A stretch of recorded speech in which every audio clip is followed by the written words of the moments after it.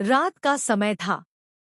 तेज हवा चल रही थी और पूरे इलाके में अजीब सी खामोशी पसरी हुई थी। दूर सड़क के किनारे एक युवती बेहोश पड़ी थी। उसके आसपास कोई नहीं था। अचानक अंधेरे में किसी के कदमों की आवाज गूंजने लगी। एक रहस्यमयी शख्स धीरे धीरे उसकी ओर बढ़ा। उसका चेहरा पूरी तरह ढका हुआ था, इसलिए कोई पहचान नहीं सकता था कि वह कौन है और उसका इरादा क्या है। वह युवती के बिल्कुल पास जाकर कुछ पल तक उसे ध्यान से देखता रहा। ऐसा लग रहा था मानो वह उसे पहले से जानता हो। उसने जेब से एक पुरानी तस्वीर निकाली, तस्वीर को देखा और फिर बेहोश लड़की की ओर नजरें टिक गईं। उसके चेहरे पर हैरानी भी थी और बेचैनी भी। आखिर इस तस्वीर और उस लड़की का क्या संबंध था? यह सवाल कहानी की सबसे बड़ी पहेली बन गया। उसी समय दूर से एक गाड़ी की हेडलाइट दिखाई दी। रहस्यमयी शख्स तुरंत सतर्क हो गया।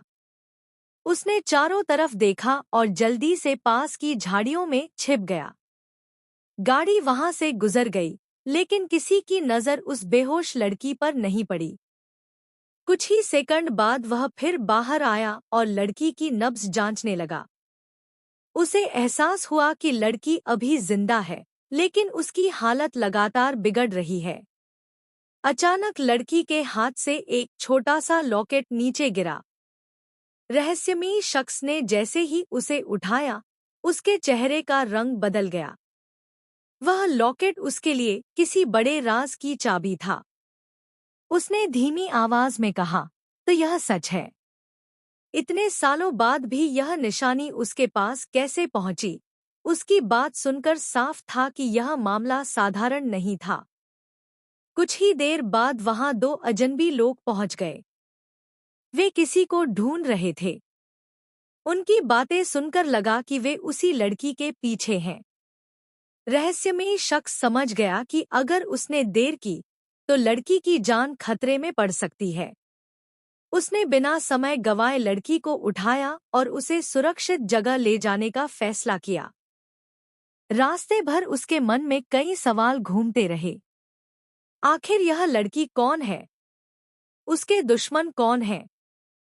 और वह पुराना लॉकेट किस राज को छिपाए हुए है? हर सवाल का जवाब अगले मोड़ पर और भी रहस्यमय होता जा रहा था। सुबह होने से पहले वह एक पुराने, सुनसान मकान में पहुंचा। उसने लड़की को बिस्तर पर लिटाया और प्राथमिक उपचार किया। कुछ देर बाद लड़की को हल्का हल्का होश आने लगा।